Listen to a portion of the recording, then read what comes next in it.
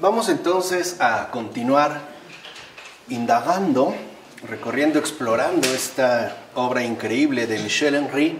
Y recordarán que la última ocasión nosotros nos habíamos quedado básicamente en la página 75, que es entonces la página en la cual hoy nosotros vamos a comenzar.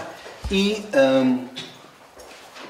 recordar brevemente que en efecto estuvimos abordando esta exposición que Michel Henry realiza con respecto a la distancia fenomenológica. Y es muy importante el comprender en efecto a qué se refiere Michel Henry y de qué es que lo quiere en este caso diferenciar. No solo en términos conceptuales, sino también en términos de nuestra propia inteligibilidad. O sea, el hecho de que entendamos en dónde es que Michel Henry está ubicando, por así decirlo, su respectivo planteamiento filosófico. Para empezar, por decirlo así, él menciona casi al final de la página 75, ¿no? Sigue abordando la cuestión de la distancia fenomenológica y en los párrafos que siguen, Michel Henry va a hacer como una distinción de lo que sería la distancia fenomenológica de nuestra comprensión habitual de distancia.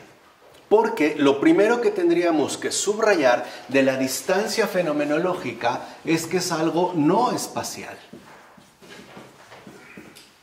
No es la distancia ordinaria, ¿no?, que nosotros solemos identificar de esta manera. Es más, por eso va a decir Michel Henry que el concepto de distancia fenomenológica no está ligado solo al del mundo, o sea, como si fuera a la par pues que el propio concepto del mundo, sino que esta distancia fenomenológica, en principio dirá Michel Henry, es no espacial porque constituye un despliegue.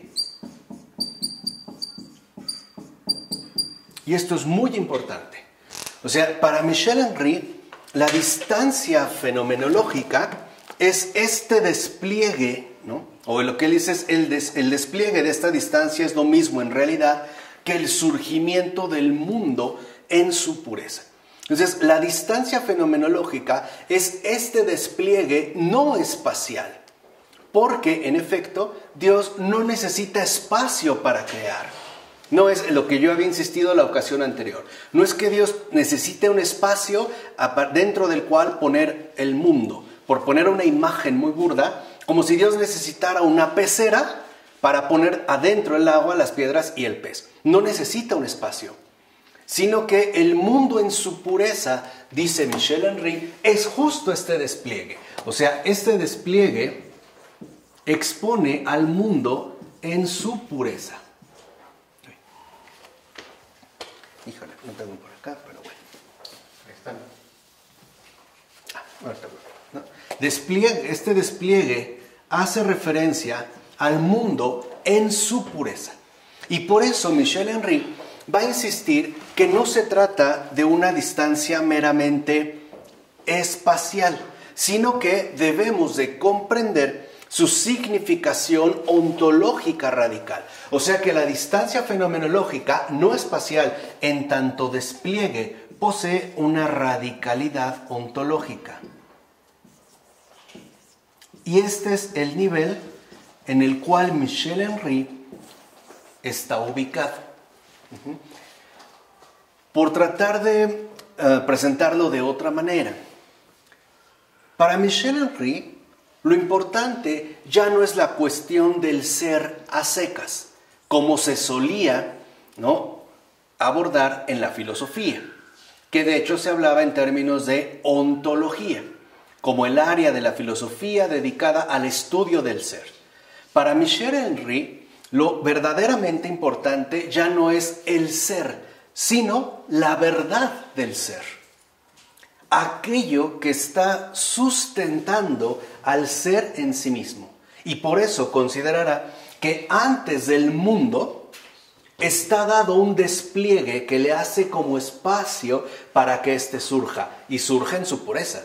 Estamos hablando de la manera en la cual Michel Henry concibe la creación del mundo, porque el mundo no ha sido puesto en un espacio, sino que es el obrar de Dios, de la trascendencia, lo que en efecto constituye este despliegue que apunta en todo caso a una radicalidad ontológica. Sería el obrar creativo de Dios mismo. Por eso dice Michel Henry que comprendido entonces en su significación ontológica radical, el concepto de distancia fenomenológica vale como título para la esencia. Entonces, lo importante no es en sí mismo el mundo, sino la esencia que posee este mundo. Es como un despliegue no espacial, que a nosotros, en efecto, en primer lugar, nos puede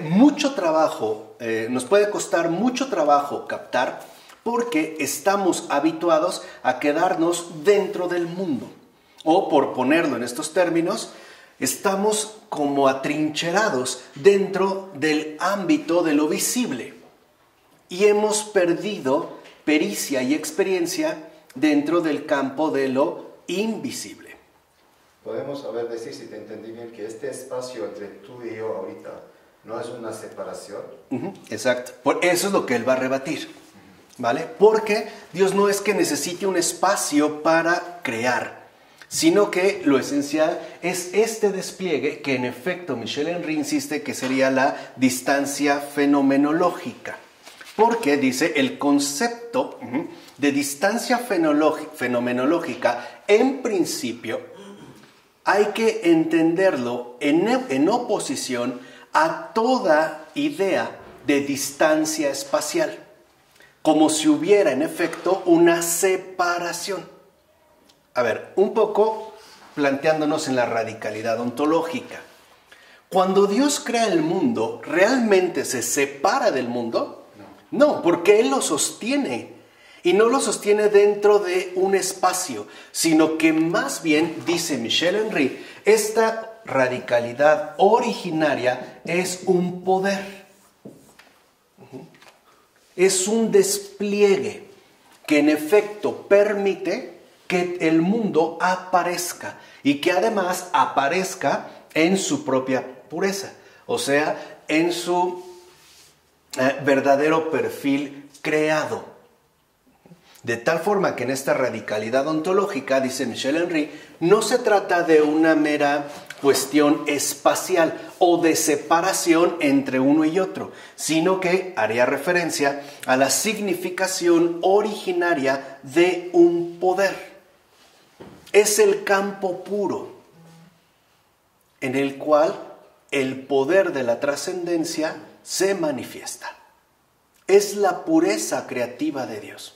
O sea, Dios no necesita de algo externo para poder obrar, como nosotros sí. Por ejemplo, para poder movernos necesitamos un espacio para hacerlo. Basta con subirse al metro de la Ciudad de México y ver lo importante que es el espacio. Uno va apretado, al grado de que no te puedes ni mover, ¿no? A mí me ha tocado ir parado y ni me muevo, ni me voy agarrado, o si voy agarrado ya no sé ni dónde, ni quiero investigar. Pero bueno, uno va apretado. Aquí no. Aquí Michel Henry está hablando, como él lo dice, no de una distancia en el sentido espacial del término, sino de esa extensión fenomenológica originaria y no espacial que corresponde a este campo puro. De hecho, Michel Henry va a decir literalmente, es el poder que nos permite hallar. Es la obra originaria de la trascendencia que despliega el horizonte. Y esta es como una definición realmente muy hermosa. Este poder, dice Michel Henry, literalmente, es la obra originaria de la trascendencia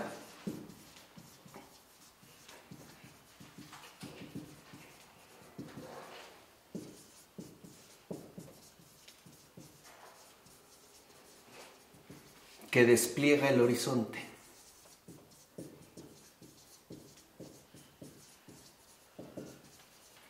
Esa es la distancia fenomenológica. O sea, es una cuestión ontológica, no una cuestión meramente espacial. Y por ello, insiste Michel Henry, que la fenomenología no se puede quedar limitada al aparecer del mundo, sino que tiene que llegar hasta ese más allá del mundo, ese previo al mundo, que expondría su propia realidad, o en este caso, su esencia. Entonces, si vemos esta definición, lo que Michel Henry concibe es que la distancia fenomenológica no espacial, sino cuya radicalidad consiste en su cuestión ontológica, es un poder, la obra originaria de la trascendencia. Quedémonos en un principio por esto, es la obra. El obrar significa que haya algo activo, es la actividad creativa de la trascendencia, de Dios mismo, y es además su obrar originario. ¿Se entiende? O sea, no es que Dios necesitara un espacio para crear el mundo. Él crea este horizonte, despliega este horizonte para que el mundo aparezca.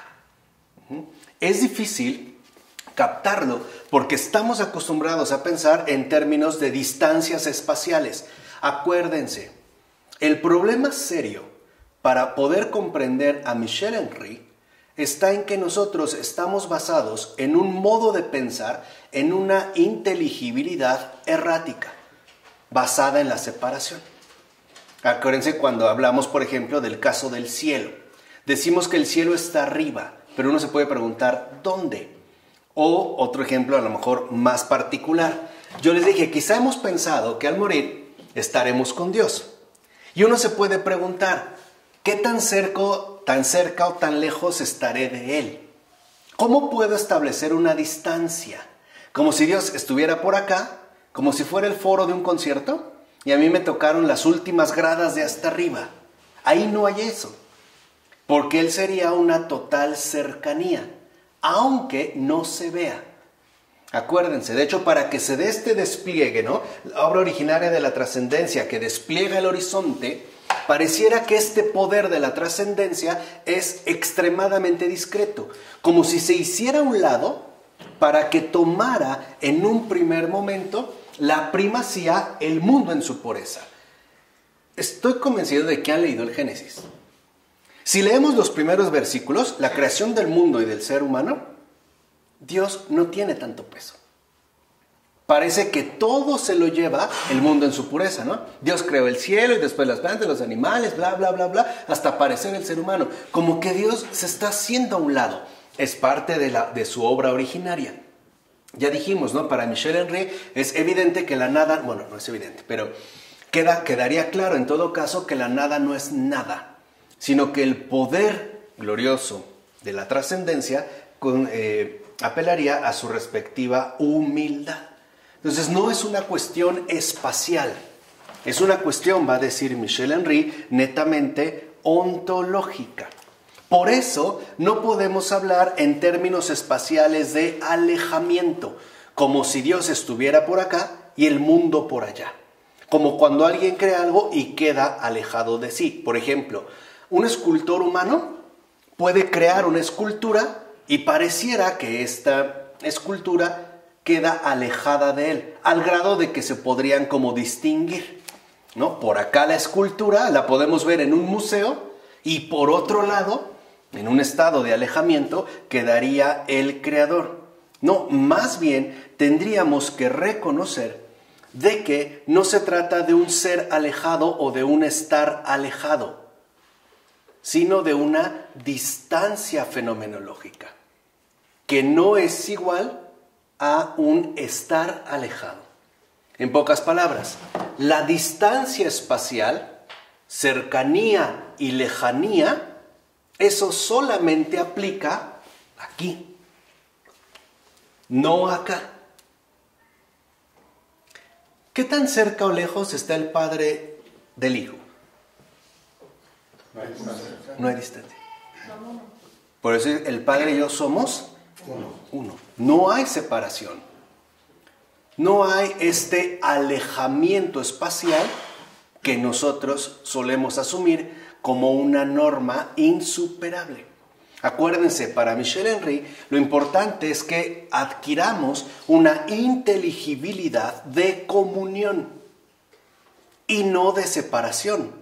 Porque recuerden que la separación, el distanciamiento, la ruptura, no es de Dios. Dios es unión y Dios es comunión. De hecho, podemos decir, en este caso, es unidad. Entonces tendríamos que pensar la distancia fenomenológica como algo en realidad no espacial, sino como la obra originaria de la trascendencia que despliega el horizonte. Es el poder creativo de Dios, el que despliega en efecto, ¿no?, este horizonte. Dice, y claro, tendríamos que no captarlo como un ser alejado, estar alejado, sino esta distancia como lo que aleja. Es lo que aleja, pero no como un comportamiento particular y determinado por el que, por ejemplo, empujamos un objeto sobre la mesa o lanzamos una piedra en un campo.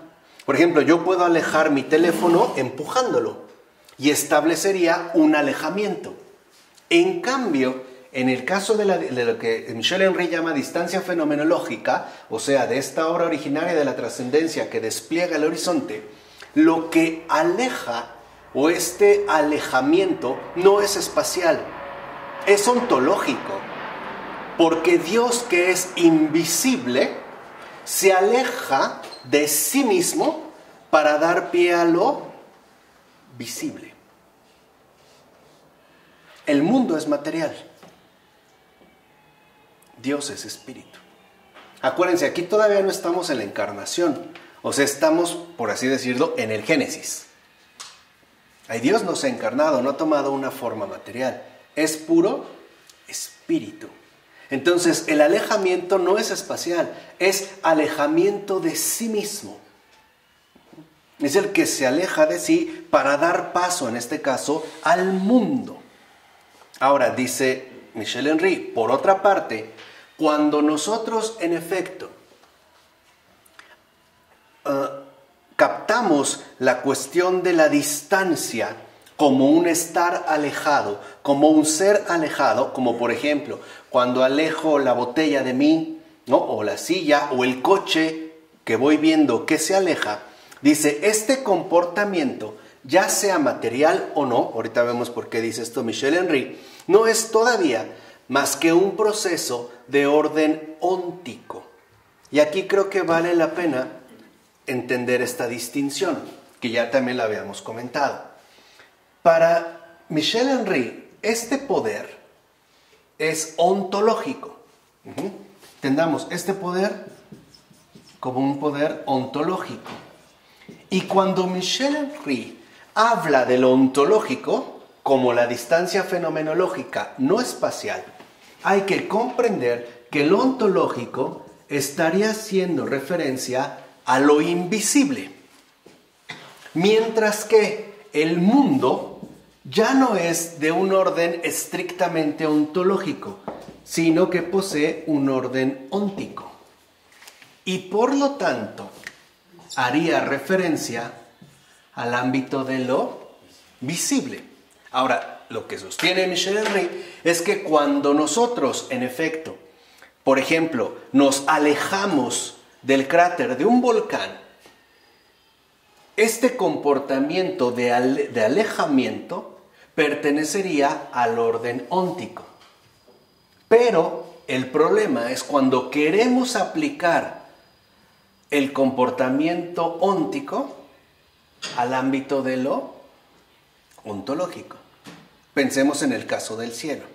Somos millones de seres humanos. El Señor, en su segunda venida, en su venida gloriosa, el día del juicio final, el fin del mundo, va a resucitar a todos. Sí, él lo dijo, ¿no? ¿Dónde vamos a caber? ¿Se entiende? ¿Dónde vamos a caber? ¿En qué estadio nos va a meter? ¿O en qué continente vamos a quedar? Entonces, los que estemos muy atrás, ¿cómo vamos a escuchar? ¿Nos van a poner audífonos? ¿O va a ser vía Bluetooth? ¿No? ¿Wireless? Ya para que podamos acceder. ¿Se entiende? Eso es lo que quiero que entiendan en el caso del contraste. Entonces, uno de los problemas que nosotros tenemos es que al parecer nos quedamos reducidos al ámbito de lo óntico. En el campo de lo ontológico, la cosa es distinta. Y Michel Henry va a insistir que lo que nos puede mostrar la fenomenología es que lo óntico presupone lo óntico. Por ejemplo, el mundo visible presupone a un creador invisible. ¿Estamos de acuerdo? Aún en propuestas mucho más ónticas, por decirlo así, este presupuesto está dado, no se puede erradicar. Ejemplo, la teoría de la evolución de Darwin, que como ya vieron siempre la uso para machacarla porque me fastidia demasiado, ¿no? Pues que es uno de los claros ejemplos recientes del no pensar, de la invitación al extravío inteligible, nos habla de que todo ocurrió mediante un proceso visible óntico, ¿no? A partir de un caldo primigenio surgió un organismo viviente que fue creciendo, bla, bla. Pero este proceso óntico depende de una fuerza ontológica, invisible. ¿Cómo le llama Darwin? Evolución. La evolución no la vemos, pero es el orden, la fuerza que según Darwin da forma a todo lo que sí que vemos, a todo lo visible, la evolución de las especies, incluido por supuesto el ser humano. Entonces, en un primer momento nos es difícil como que renunciar a la primacía que damos al ámbito de lo óntico. Y por ello es que nos puede costar, podemos tener ciertas dificultades para ingresar a este ámbito de lo ontológico. Entonces, por eso dice Michel Henry, de hecho, el orden óntico, por ejemplo, ¿no? Alejarme de una fogata porque el fuego está muy alto, no sé si les ha pasado, que hacen una fogata y hoy está tan fuerte que te echas para atrás, ¿no? Está muy fuerte ese paso, te echas para atrás y no vas a quedar rostizado. Dice, este orden óntico presupone un alejamiento más original. O sea, que en todo caso, esta distancia espacial que nosotros solemos asumir dentro del campo de lo visible, o sea, a partir del óntico, presupone un alejamiento más original. ¿Cuál? Un acontecimiento ontológico que hace surgir el horizonte hacia el cual y dentro del cual pueden tener lugar, de hecho, actos concretos de acercamiento o alejamiento. Entonces, para Michel Henry, esta obra originaria es un acontecimiento.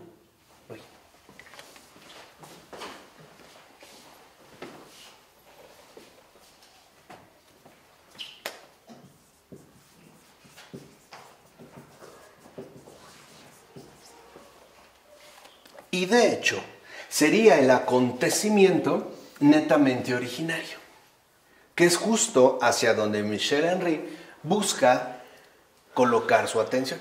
O sea, en este caso, ubicar su planteamiento.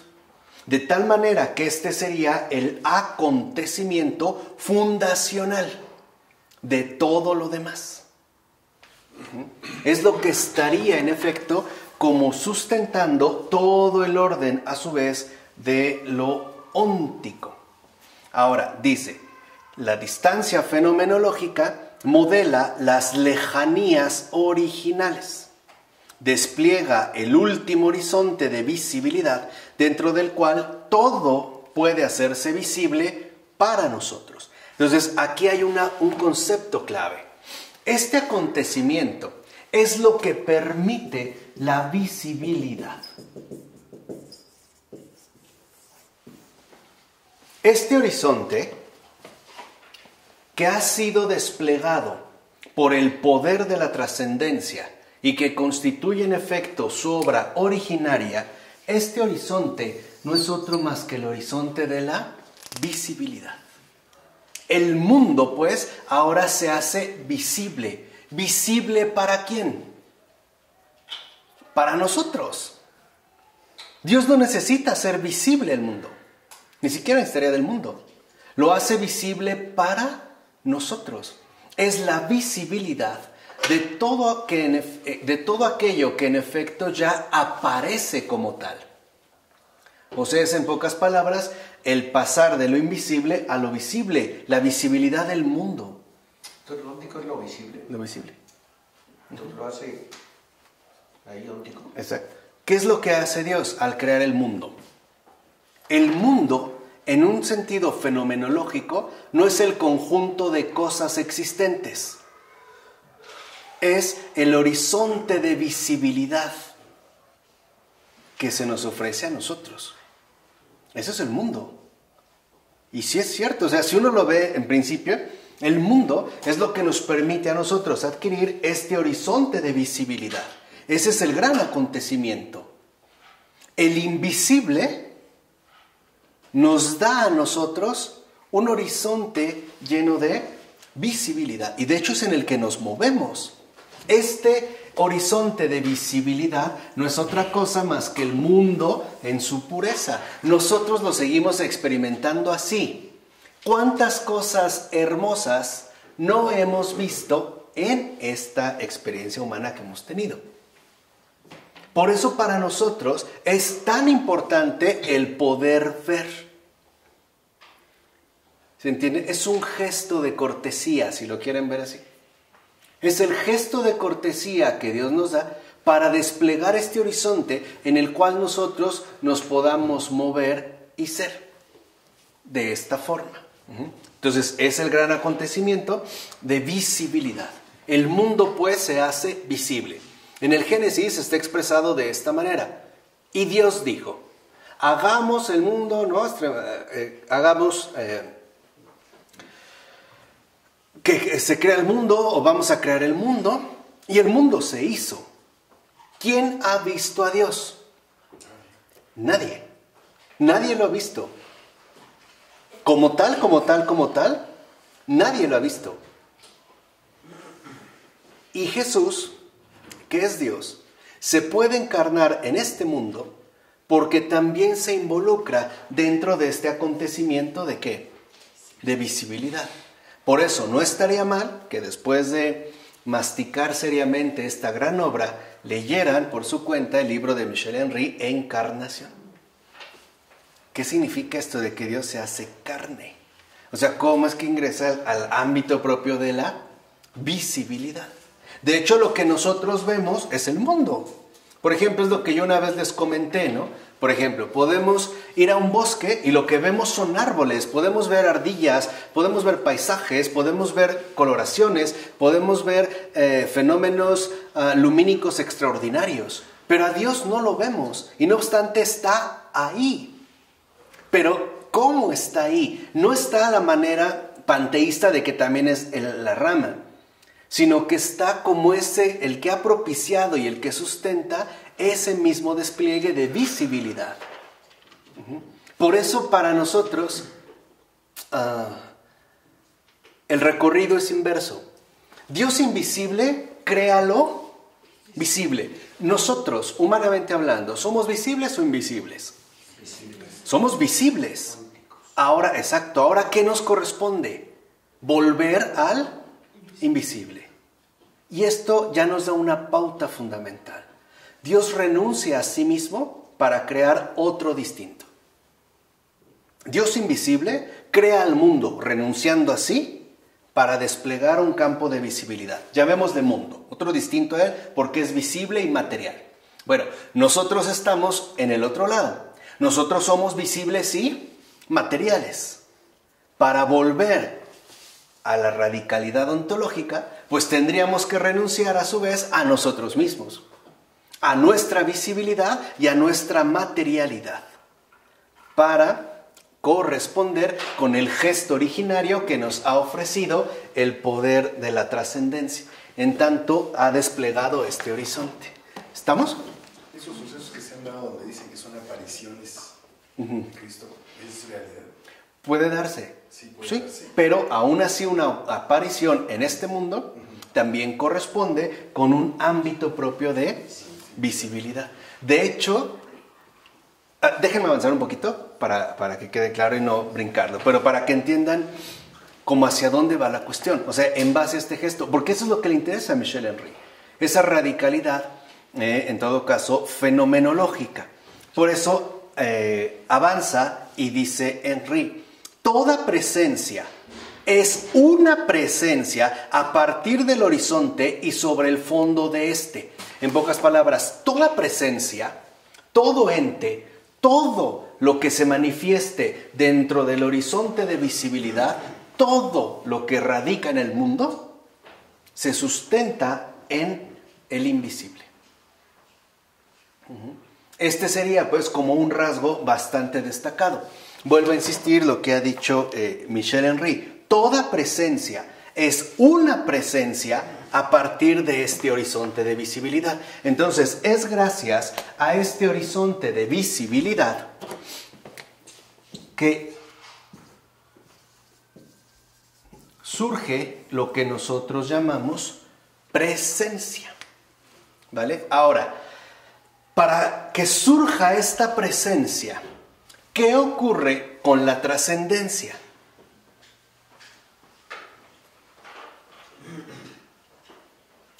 Lo que yo les había comentado hace rato en el propio relato del Génesis. Para que surja el mundo,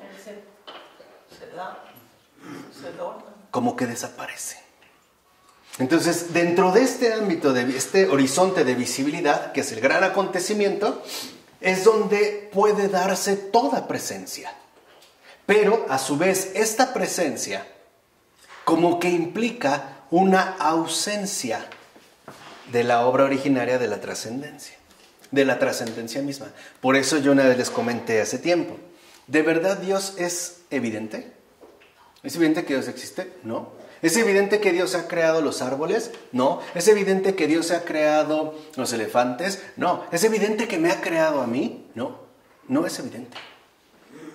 Porque de hecho es esta presencia la que está sustentada en una como ausencia. Pero no es ausencia como tal, no es vacío.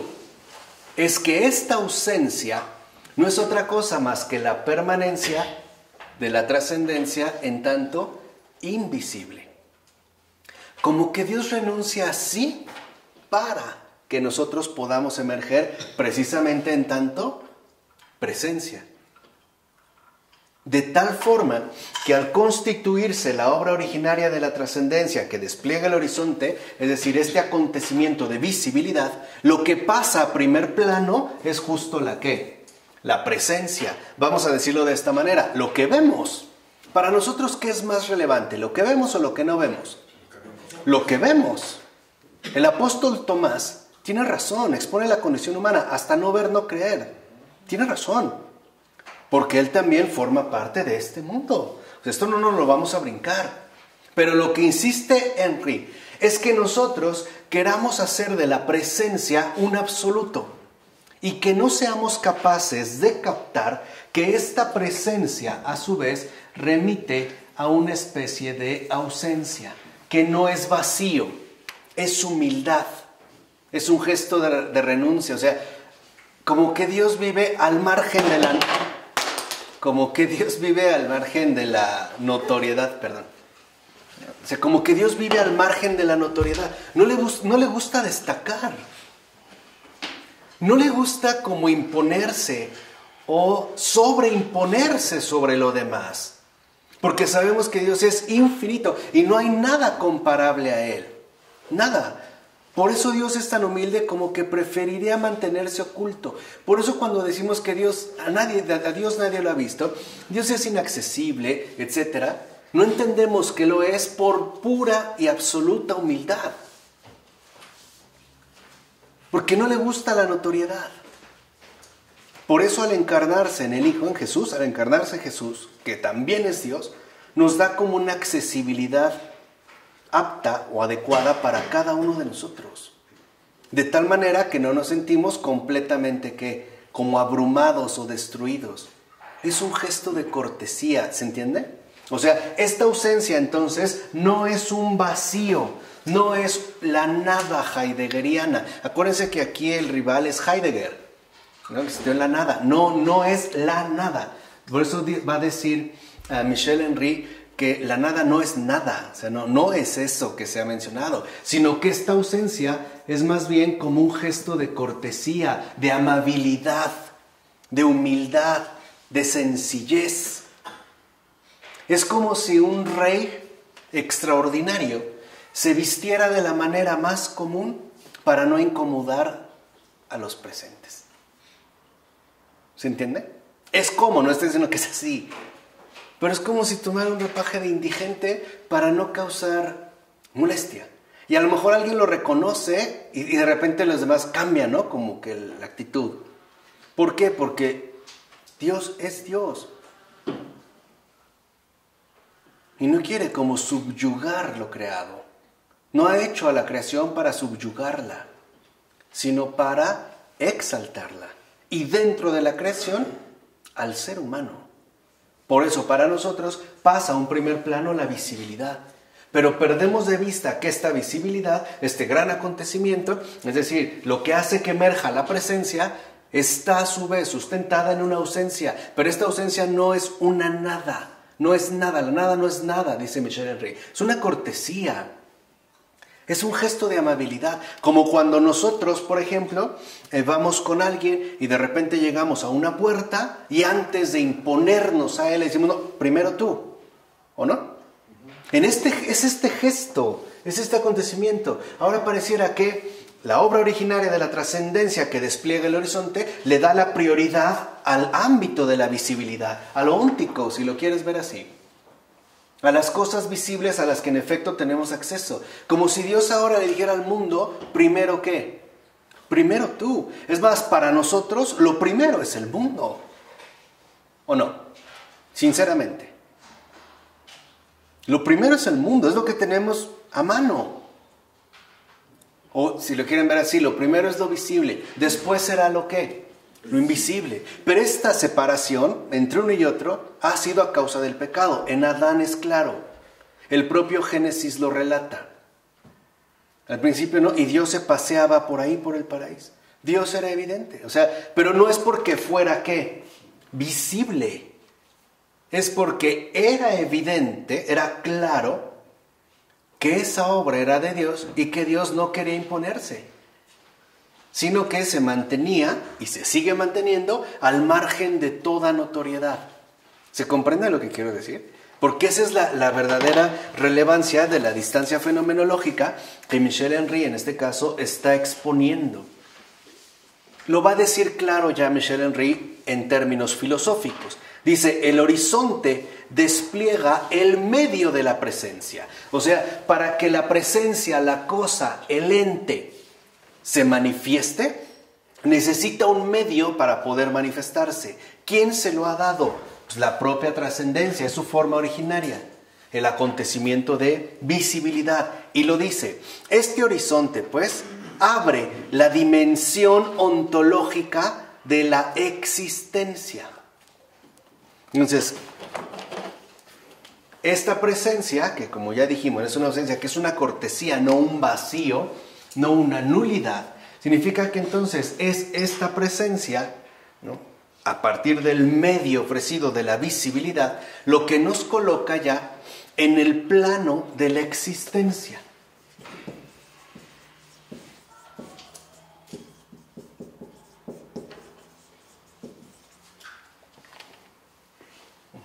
Y esto también habría que reconocerlo como el hecho de que para nosotros la existencia es lo visible. Lo que existe para nosotros es lo visible, aquello que alcanza una ¿qué? Presencia. De tal forma que al pasar al plano de la existencia, tomaría pues prioridad justo este plano, o el plano de lo visible. Pero el problema es cuando dejamos de lado el verdadero sustento de todo ello. Vamos, una cosa es centrarse en el mundo y otra cosa es brincarse u omitir al creador del mundo. Y precisamente porque Dios no es evidente, es que se puede sostener o bien que Dios no existe, o que nunca ha existido, o que existe de mil y un maneras. Y no obstante, Él no se impone, porque no es arrogante, no es prepotente. Es este poder ontológico invisible que en primera instancia podríamos llamar pura humildad.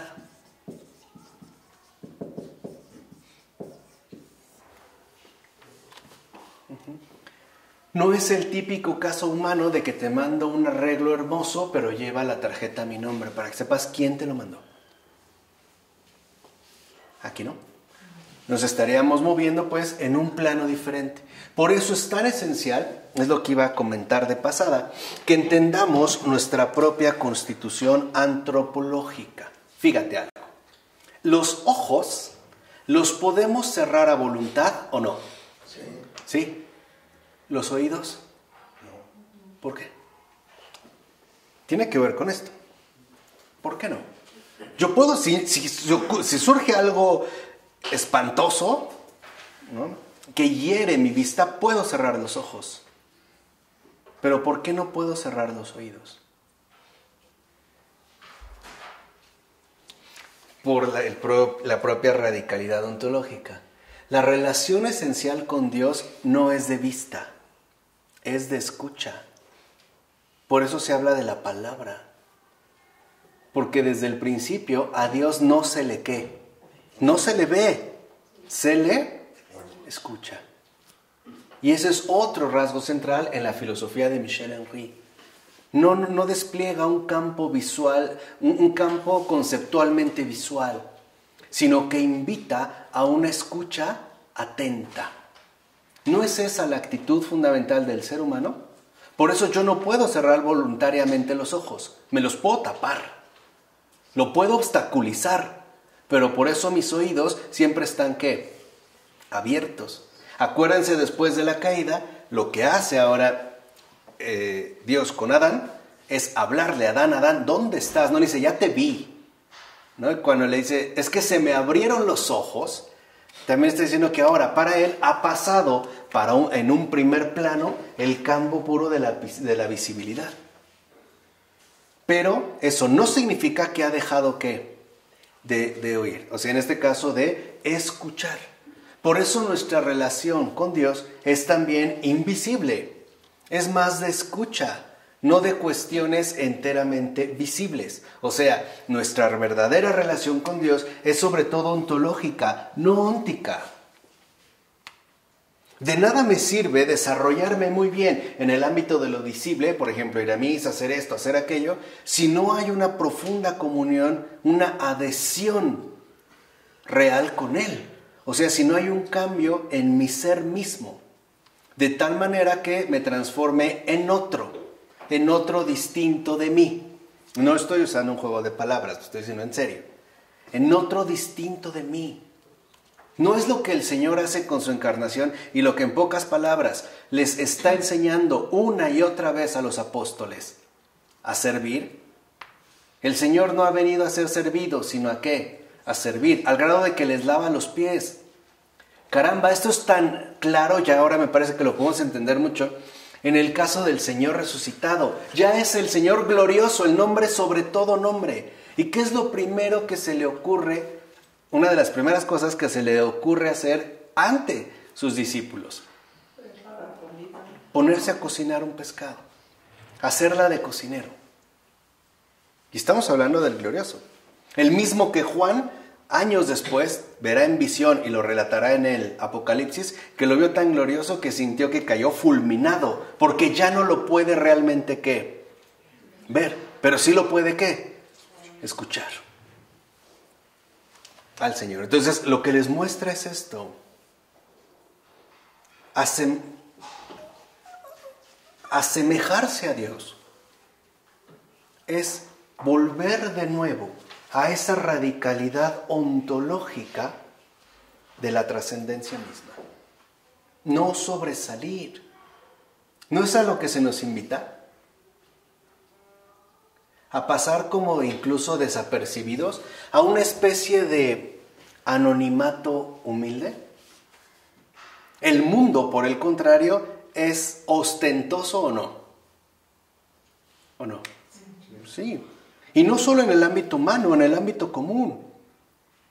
El Himalaya, los montes del Himalaya, los océanos impresionantes, tienden a ostentar. Ostentan pues su materialidad. O sea, tendemos a ostentar la visibilidad. Pero el problema es que olvidemos el principio de todo esto. De algo incluso en apariencia relevante. Es más, en el propio Génesis, yo recuerdo un comentario que hace Adrián von Speyer, donde dice, ¿no? El Génesis nos dice, ¿no? La palabra, y Dios dijo, y se hizo. No se oye, no se ve que haya habido estruendos, ruidos, como si nada hubiera ¿qué? Pasado. ¿No es la experiencia central de Elías? Cuando lo sube a la cueva, ¿no? Que se esconda porque el Señor va a pasar. ¿Qué es lo primero que le muestra? Cosas ostentosas, ¿no? Un temblor, las piedras, los incendios, bla, bla, bla. Y al final él pasa y ¿qué siente? No ve nada, pero una brisa suave que apenas le tocaba ¿qué? La mejilla. Y de inmediato se tapa. Pues aquí está el Señor. El Señor no es ostentoso. Si uno ve un pan eucarístico, ¿realmente qué vemos? Nada. No hay ostentación, nada. Ahí está, al grado de que podemos dudar de que ahí esté el Señor. Y ahí está Dios. Justo por eso ahí está Dios. Porque se está manteniendo fiel a lo que es, a su poder ontológico fundacional, que no es otra más que la pura ¿qué? Humildad. Fíjense qué diferente a nuestras concepciones habituales. Que es en este caso hacia donde Michel Henry nos va dirigiendo. Ahora dice, la distancia fenomenológica es el poder ontológico que nos da acceso a las cosas. Es este acceso mismo, un acceso en y por la lejanía. Pero acuérdense, no es una lejanía espacial, es como la lejanía de la renuncia. Les decía, como este hacerse a un lado, ¿no? Esta ausencia, este gesto de cortesía, para no acaparar por completo nuestra ¿qué? Atención. Sino dejar en este caso que el mundo ocupe una especie de primer lado. Ahora, este alejamiento, dice Michel Henry, no es entonces un alejamiento espacial. No es que Dios se quedó por allá y el mundo por acá. O Dios en el cielo y nosotros en la tierra, ¿no? Estableciendo alejamientos espaciales. Sino que es un alejamiento ontológico entendido como una renuncia a sí mismo. El hecho de no destacar al grado de que pareciera que no está. Cuando en realidad siempre ¿qué? Siempre está. De tal forma que es esta lejanía, dice Michel Henry, la que deberíamos nosotros reconocer como el fundamento esencial de este plano de la existencia. Una lejanía fenomenológica, no espacial. Una lejanía como alguien que se anulara a sí mismo para darle prioridad a lo otro. Un gesto de cortesía. ¿No es lo que sucede en un embarazo? Se los había comentado. Cuando una mujer está embarazada, toda la atención va al vientre. Es lo que sobresale. Es más, la mujer, sinceramente, queda en un segundo plano. Ay, qué bonito bebé. Cuando nace el bebé, no se diga, todo es para el bebé. De la madre a veces ni nos acordamos. Bueno, ni los esposos. ¿Cómo está el bebé? ¿Ya comió? ¿Y tú ya comiste? Ya después como que pregunto, ¿no? Pero primero los hijos, ¿no? Pasan en primer lugar. Es esta lejanía. Es dar prioridad a otro. No es esa la caridad. No es este darle prioridad a otro. En este caso, ¿no? A ese acontecimiento de visibilidad que no es otro más que el mundo en su pureza. Por eso dice Michel Henry que proximidad y alejamiento son dos modalidades dentro de un alejamiento más fundamental. De hecho, a esta lejanía, va a decir Michel Henry, tendríamos más bien que llamarle alejamiento trascendental.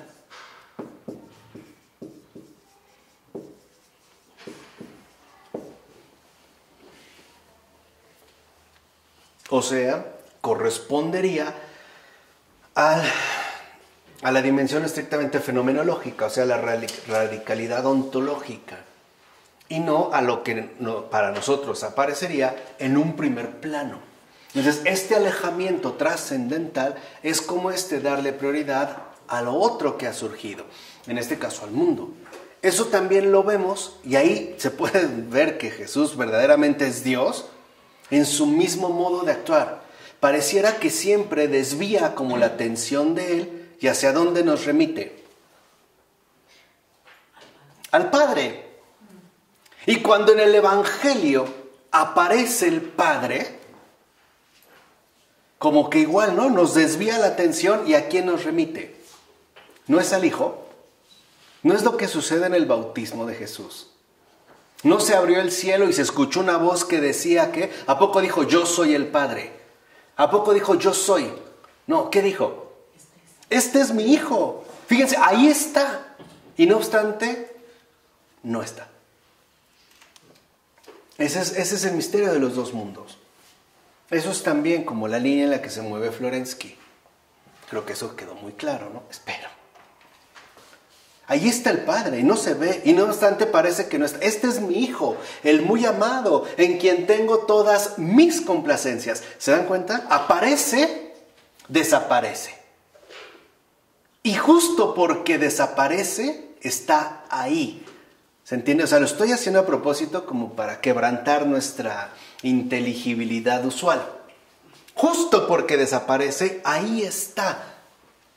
Eso es lo que ha manifestado Jesús. Y también Jesús, quien me ve a mí, ve al Padre, ¿no? El Padre y yo somos uno.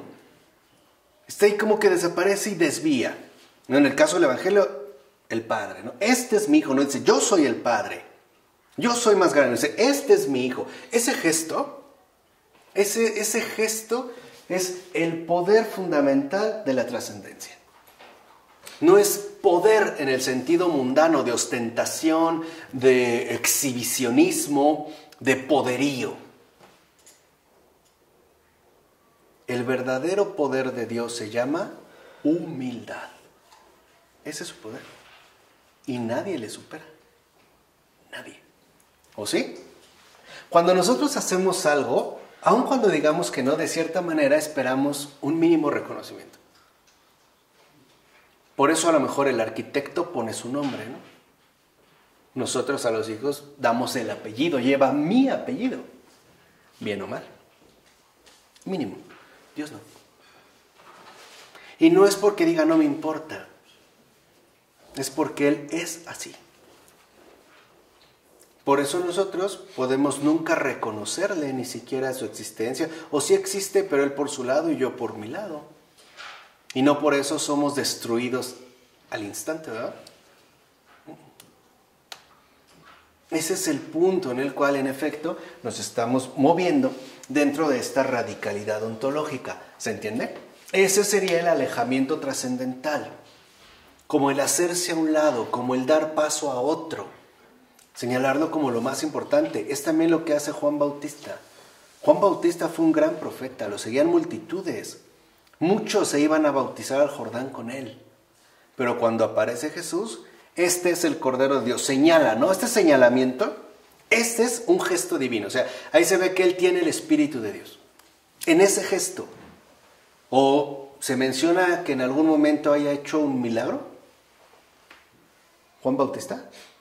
En la tierra resucitó un muerto. Multiplicó panes. Ese gesto, ese simple gesto de Juan Bautista, ya lo manifiesta como un profeta. Este es un enviado de Dios. Se hace a un lado y ahora... Invita solo a la conversión. O sea, es como un señalamiento, ¿no? Como cuando uno va en carretera y, no sé, Acapulco a la derecha.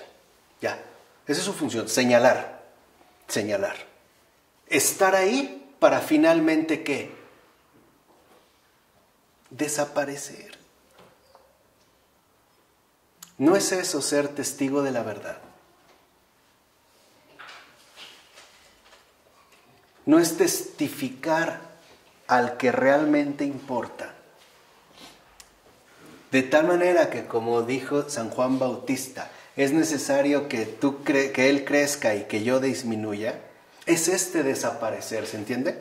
Es entonces este alejamiento trascendental, es esta desaparición fenomenológica, no anulación, no nulidad, no vaciedad, sino una desaparición que nos lleva de nuevo a esta cortesía, este gesto de cortesía, cuya ausencia remite más bien a la esencia de todo, o sea, a la propia trascendencia. No alguien que se mantiene por allá como por su lado, ¿no? Como alérgica a, sino por el contrario, una humildad pura. Este alejamiento trascendental, entonces, lo podríamos asimilar a la manera, en sentido fenomenológico, de una desaparición. Y es esta desaparición, dice Michel Henry, la condición de toda presencia.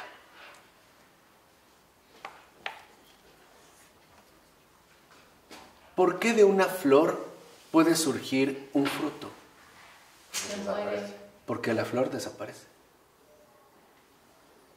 Si la flor dijera, no, yo no pierdo mi condición de flor, nunca viene el ¿qué? El fruto. Por eso se trata de esta, digamos, como de este crecimiento, ¿no? Dice, y eso es obra de la esencia. Coincide con este alejamiento primitivo que es la obra de la esencia. Entonces, esta desaparición es la obra de la esencia.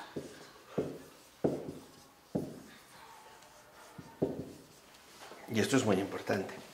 Esa es la esencia. No hay ruido, ostentación. Por eso ahora fíjense, esta imagen de los serafines, ¿no? ¿De acuerdo? Está ya desde el Antiguo Testamento, que al ver al Altísimo, ¿qué hacen? ¿Se cubren el rostro? Sinceramente, ¿qué pensamos de inmediato? ¿Por qué se lo cubren? No lo puedo ni ver. Pero ¿por qué no lo pueden ni ver? Pensamos porque sería muy intensa la luz, ¿no? No se sienten dignos. Exacto, porque es una humildad inabarcable. Que ni siquiera el serafín en su pureza, que la posee, ¿no? En su condición angélica, puede mirar frente a ¿qué? Frente a frente. ¿Se entiende? ¿Nunca han sentido la humildad que como que nos avasalla? En un gesto pequeño de humildad que nos sentimos incluso como contrariados. Esto es lo que ocurre. No es porque Dios tenga rayos extraños, no son las luces del mundo, ¿no? Aquí sí, te prenden un reflector y no lo puedes ver, o el flash, ¿no? En la cámara, es muy común. Una foto y sales parpadeando, ¿no? O quedas deslumbrado. No, Dios no necesita deslumbrar. Él es así. ¿Se entiende? Estaríamos pues dentro de esta otra referencia. Por tanto, dice Michel Henry, tiene toda la razón, la esencia de la presencia alberga de algún modo una antinomia interna. Es esta la antinomia interna. La esencia de la presencia alberga una antinomia. O sea, ahí está rondando el poder ontológico de la trascendencia, su obra originaria. ¿Cuál es esta antinomia interna? Para que la presencia se dé, su esencia se retira. Pero no espacialmente, sino que genera esta desaparición, que es, como dijimos, la obra de la ¿qué? De la esencia. Da pues el primer lugar, ¿no? En este gesto de cortesía. Ahí hay una antinomia interna. Acuérdense que también Pavel Florensky en su momento había hablado de las antinomias, de estos como polos totalmente opuestos que en principio parecen irreconciliables. ¿Cómo puede ser que el Padre, cuya voz se escucha, y sabemos que es el Padre porque dice, este es mi Hijo? ¿Se entiende? No porque lo estemos inventando, lo estamos tomando en serio lo que Él ha mencionado. ¿Cómo es que dándole prioridad a otro, o sea, desapareciendo Él, es como se presenta? Esa es la antinomia interna. Y eso es lo que a nosotros nos cuesta mucho trabajo asimilar. porque seguimos todavía como capturados, o mejor dicho, cautivos, dentro del acontecimiento de la visibilidad. Dice, pero es esta antinomia interna justamente la que le confiere a la esencia su poder ontológico propio.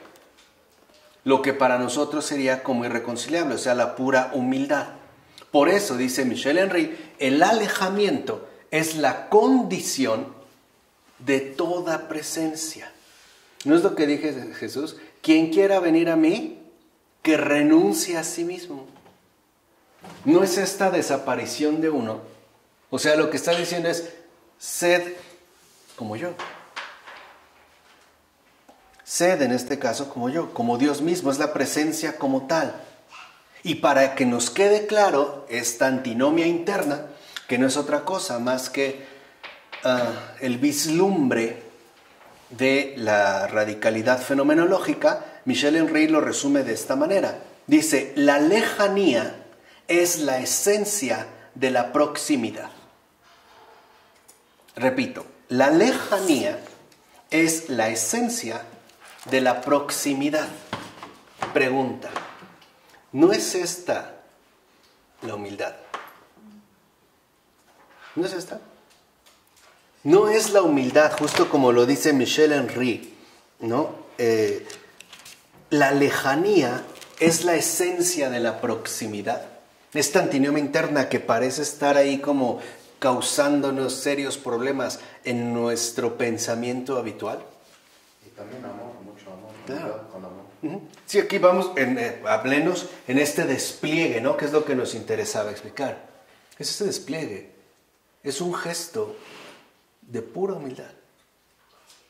Es pues la obra del amor. La lejanía es la esencia de la proximidad. Mientras más humildes, mientras aparentemente más lejanos, en realidad estamos mucho más cerca de la ¿qué? De la esencia. Por eso la esencia es a su vez participar de este poder, ser humilde.